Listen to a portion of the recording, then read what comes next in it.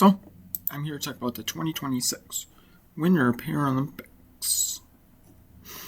So, we had the first day of competition today. It ended an hour ago.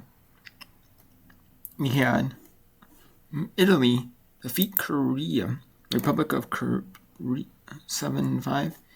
In the first end, it was Italy 1, then Italy got 2 in the second end. Third end, they got 1. Republic of Korea got 4 in the fourth, 1 in the fifth, 1 in the sixth. Republic of Korea then had to use their power play in the seventh. They got blanked on the power play, 1-0. Italy. And the Republic of Korea got 1 in the eighth to win it. For Italy won it 7-5. Let's take a look at the statistics.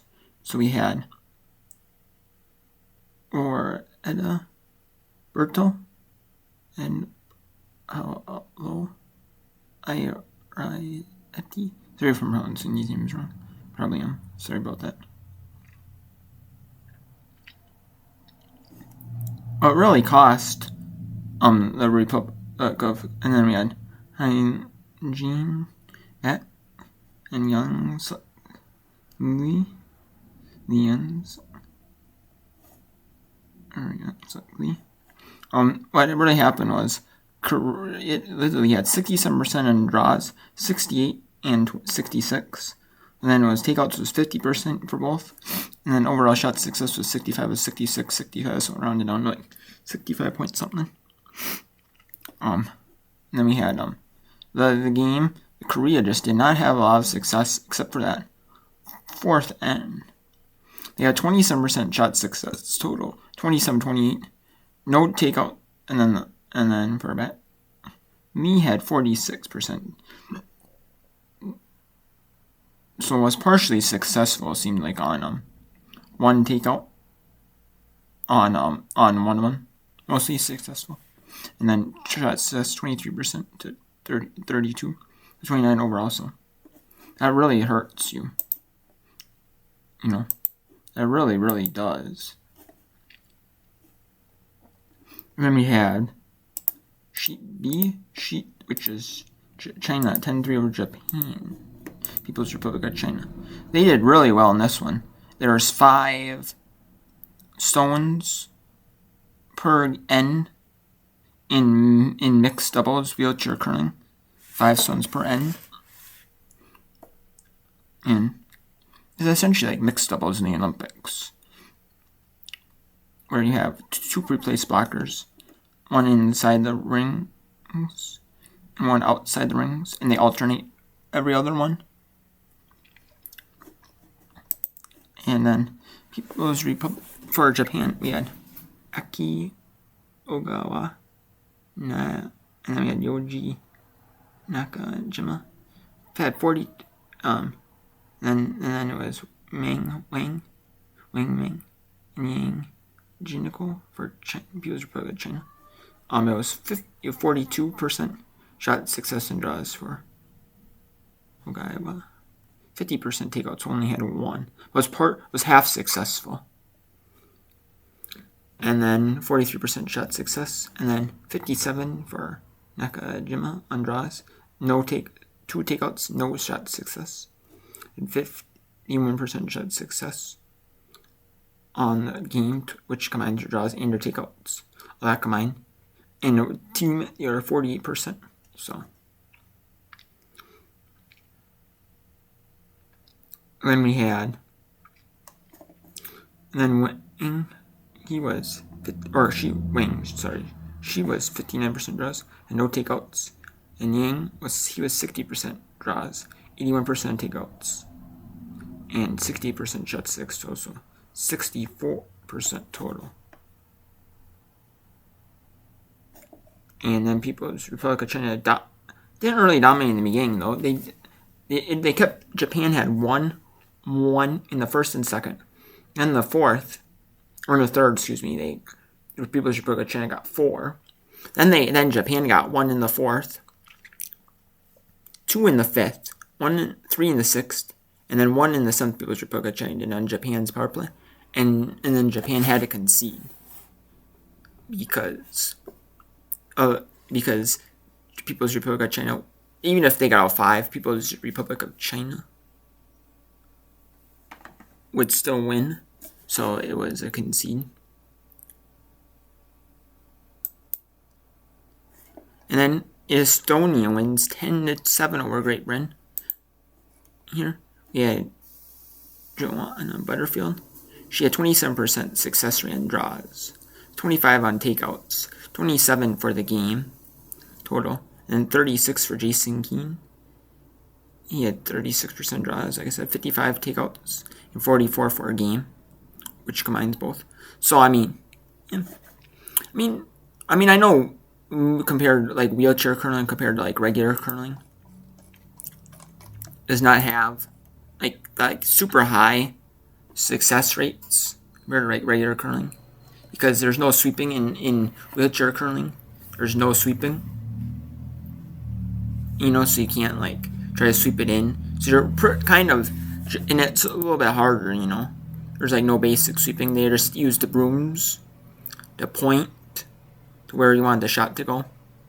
And what you're doing in wheelchair curling is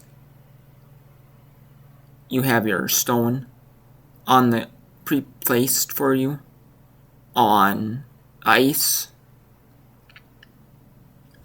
and then what happens is there's someone there that holds the wheelchair in place, so your wheelchair so you don't move, so your wheelchair doesn't move and like hit it, or you lose momentum or fall, or fall out of it, stuff like that.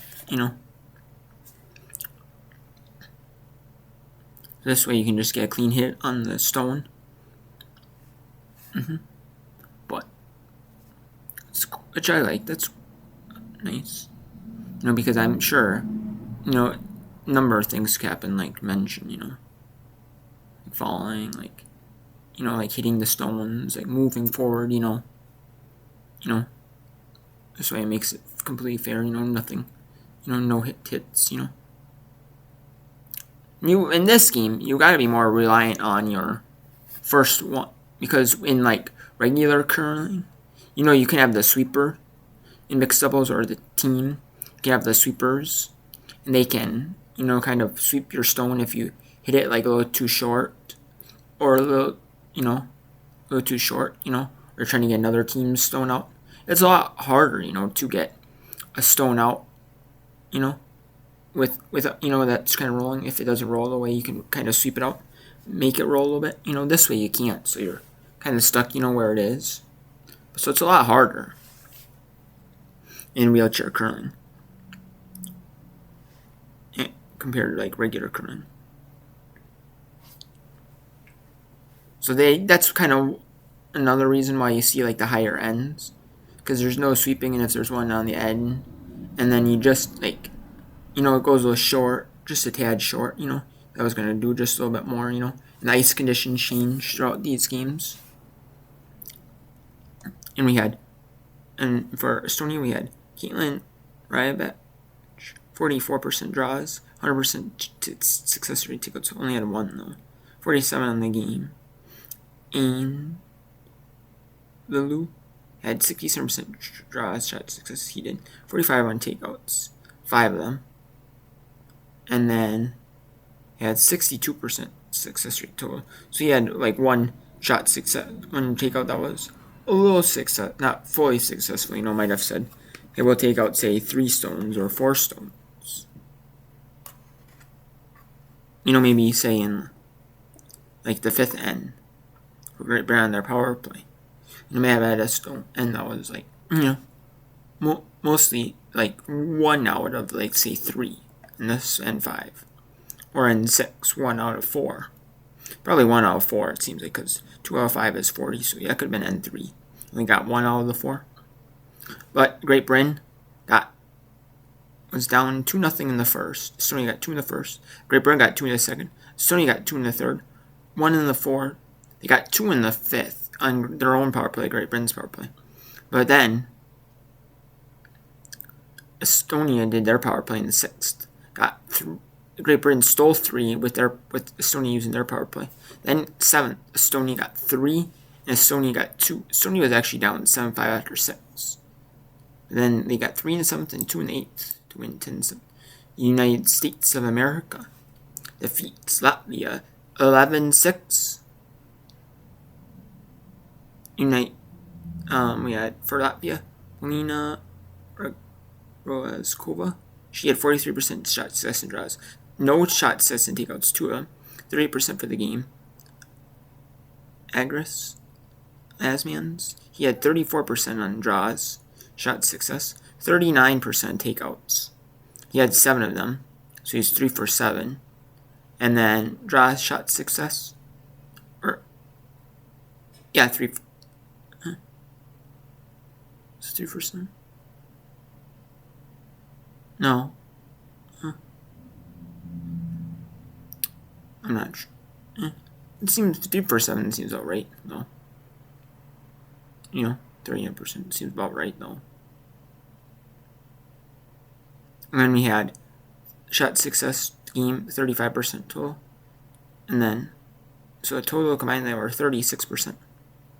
And then Laura Dwyer, she had 41% shot success and draws, 2 takeouts, no shot success, 36% on game total. And then Stephen MT, I'm not sure you pronounce his last name, but he had 60% draws, 44% shot success, so he was 4 for 9, and 54% total. Not on takeouts, he was 44%, and 4 of 9. So then they were 47% overall. They were a little in that early ends, the first end, second end, they were doing better, But then the third end, they had a good opportunity to actually steal one or limit the damage in the third end, but they didn't. They gave up 4 in the third. This was the match that I seen on Peacock. The only match on Peacock that you could see. They weren't even. They have a world feed. Other countries decide to show on either their streaming services or like maybe linear TV in that country. They choose to show. If they're showing games before opening day, the opening ceremonies, any events, which in the United States they're not. They're choosing to only show the opening ceremonies, and then show the opening ceremonies, and then show events. But in other countries, at least on streaming services, they'll have like streaming services or YouTube. It's like geo-restricted to like their country only, or on their streaming services, in that country. They show them all. They show all the world feed. In the United States, they don't, which I don't know why. That's the only sport they do not do it is wheelchair curling. They do show one wheelchair curling match from every session, whether it's mixed team or mixed doubles. But then there are some sessions that they show 2 matches from. And then there's a few sessions where the United States is involved. And they do show 1 match, at least from that session. Or they're going to either have it TBD based off of... They're either going to have it TBD, to be determined, based off of like some of the non-United States ones. Based off like how United States is doing. What other countries are doing. And show you like the ones that are more competing for the medals. Even though possibly the semifinals going to semifinals. But it is what it is. At least they're showing something. I can't complain. But would I like to see them all show everything? Because, they have, they can choose what to show, what not to show, which is kind of a shame. I think they should have required to show everything, or not broadcast them at all. you know, and if they tie in like the Paralympic broadcast coverage with the Olympic broadcast coverage, have the in the same deal, you know what I mean? Then they're kind of like, otherwise you don't get Olympic coverage either if you don't show all the Paralympic things. That's like round robin, or all the round robin, or all the medal events. You don't get Olympic broadcast rates either. They could do that and be like, well then I guess we'll show them all. Like, which I think they should. Anyways, I don't know. It's like that for some Olympics too in a few sports, like stuff that I don't remember exactly which sports, but I do remember that they were doing it for like maybe sling volleyball, or wheelchair rugby, or wheelchair I don't know, believe wheelchair basketball, or wheelchair like rugby or sling volleyball sports like that round robin. I remember them doing that though. It's kind of a shame, but anyway, but yeah. So we had the United States with 1, 2, I guess, in the first and second, the third, and the 3, 4 in the third. And Latvia used their power play, and that was when the United States was actually getting not out of it, but they were like kind of in like stuck. You want to say? And again, couldn't figure out, Latvia's strat, couldn't figure us out, or is not getting the right hits. And then in the fourth, they ended up getting 3, United States did, and that turned things around. But then Latvia in the fifth and sixth turned things back in their favor with 1. And then the United States is like, okay, we need to use the power play, get something on the power play, regardless if it's even just 1. And then the 8th end, United States scored 4. Latvia had an opportunity to at least get 1.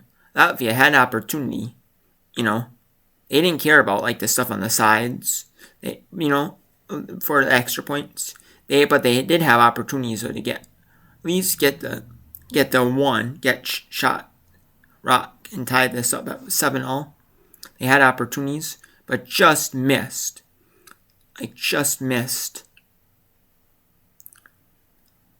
And there you go. That United States of America ends up winning 11-6 over Latvia. And for the Paralympics schedule for day 2, let's day -2 day, but I call it day 1. And day 2 because I call it that because it's the first day of like true events of any event, regardless, before the opening ceremonies. So we have wheelchair curling, mixed doubles round robin session 2, She Day. We have China, Latvia, Estonia, Italy, Japan, United States, Great Britain, and Korea. That's at 10:05 a.m. Italy time. And in the United States on Peacock, you can only watch the Japan-United States match. That's the only match they're showing with the World Feed. And when in the World Feed in the Paralympic Games, they're not using any commentators. So that's the only match you can see. And they're not using the Paralympic announcers that they have for wheelchair curling. They are not going to. They're not using those announcers until the third day,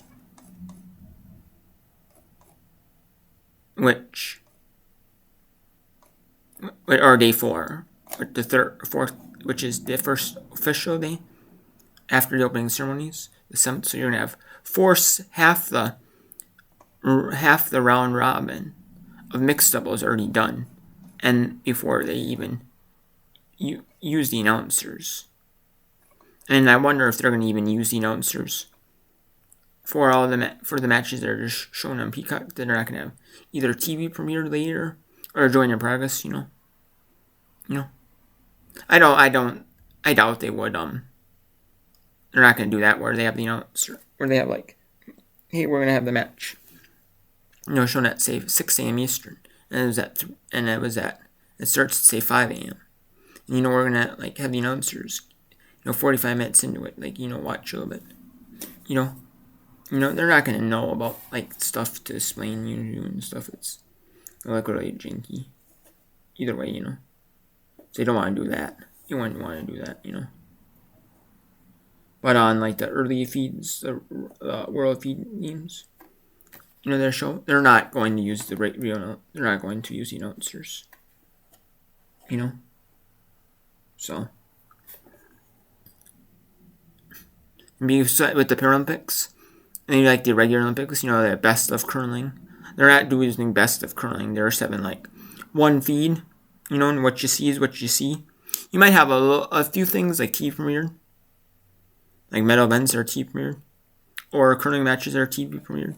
If there's like nothing to show, and in between, there's like there might be like a big gap, which sometimes there is. But other than that,